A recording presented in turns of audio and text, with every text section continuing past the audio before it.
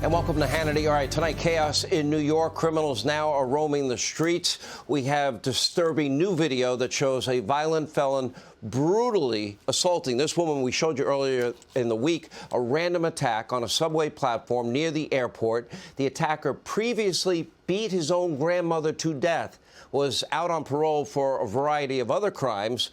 That woman, the victim, I can't believe after that beating, she was able to get up. Now, she may permanently lose vision in her right eye. She will join us to tell us about this harrowing moment straight ahead.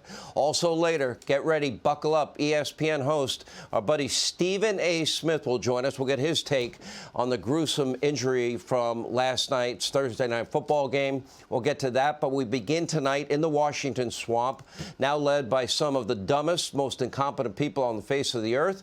Our economy's in a shambles because of their reckless spending. Gas prices, they're going up through the roof again because of their war on American energy. Average price per gallon in L.A. today, $6.26. Statewide in California, $6.18. You live in Oregon, $5.29. Washington State, $5.17, and it's only going higher. Now, our kids have fallen behind in school because of their unscientific COVID restrictions. Illegal immigration, opioid, fentanyl deaths are at an all-time high because of their reckless open border policy. We have Europe at war because of their weakness, and of course in Afghanistan.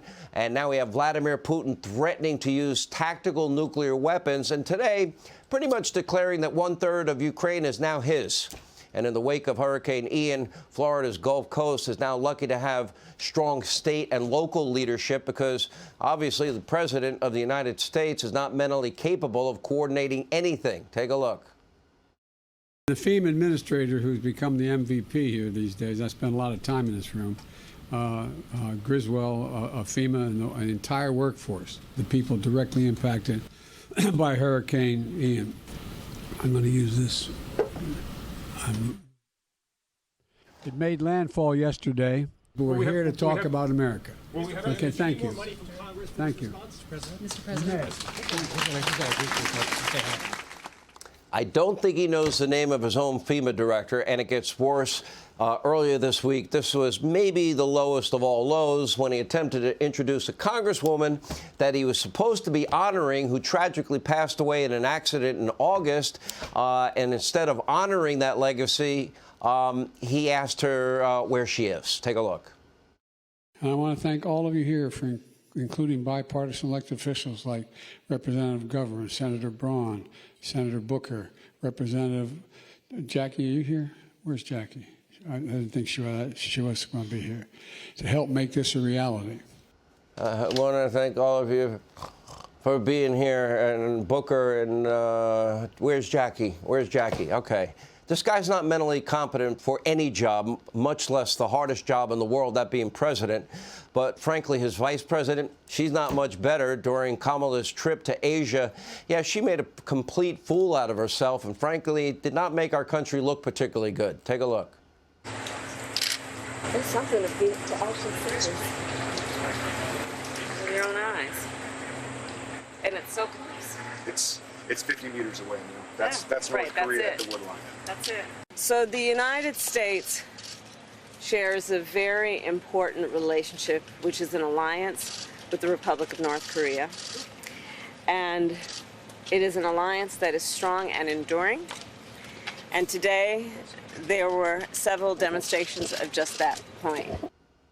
A very important great alliance with North Korea. Wow, I can't believe it's so close. 50 meters, ma'am. Great job, Kamala, as usual.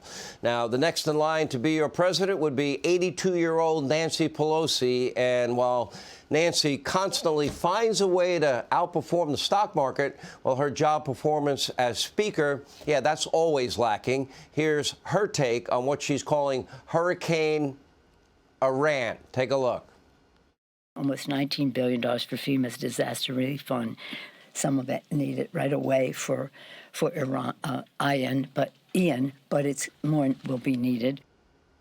Hurricane Iran. In the same speech, she touted the merits of immigrants staying in southern states because she needs them. She wants them to pick our fruit and vegetables. Take a look. You see, even in Florida, some of the farmers and the growers saying, why are you shipping these immigrants up north? We need them to pick the crops down here. Why send them to Martha's Vineyard? Why send them to D.C. or New York or her state, the sanctuary state of California? What a truly stupid thing to say, and insulting, frankly, to all the legal immigrant working people that come into this country, obey our laws, respect our borders and sovereignty, and work in a variety of professions all across the country.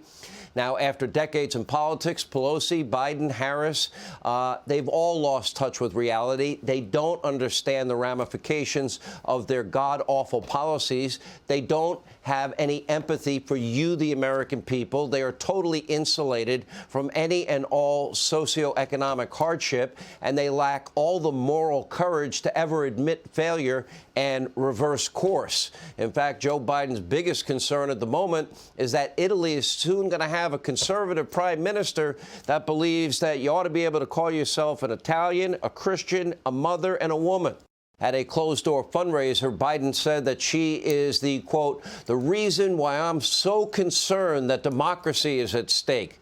The people in Italy voted her in, Joe, and while the White House is moaning and groaning about a new European leader who isn't a woke European socialist, Americans here at home have bigger fish to fry. In just 2 years, this inept administration, and of course their climate cult, they have nearly destroyed the American dream for all of us. Hey, Sean Hannity here. Hey, click here to subscribe to Fox News YouTube page and catch our hottest interviews and most compelling analysis. You will not get it anywhere else.